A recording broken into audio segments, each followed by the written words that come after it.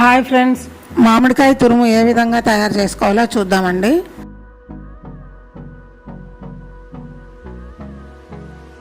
మామిడికాయలు తీసుకొని శుభ్రంగా కడుక్కొని దాని మీద ఉన్న పొట్టు శుభ్రంగా తీసేసి కొబ్బరి తురుము తీసుకొని కొబ్బరి తురుముతోటి మామిడికాయ అన్నీ శుభ్రంగా తురుముకోవాలి.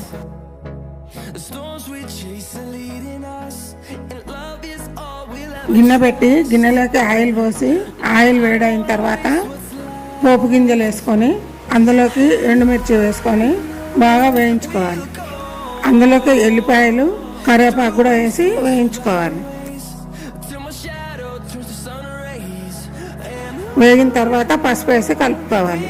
అవన్నీ వేగిన తర్వాత తురుముకున్న మామిడికాయ తురుమును అందులోకి వేసి కలుపుకోవాలి. తర్వాత కారం వేసుకోవాలి. మనకు సరిపడా కారం, రుచికి సరిపడా ఉప్పు వేసుకోవాలి. అన్నీ వేసి బాగా కలుపుకోవాలి. ఆయిల్ బాగా పైకి తేలేదాకా ఉడికించుకోవాలి.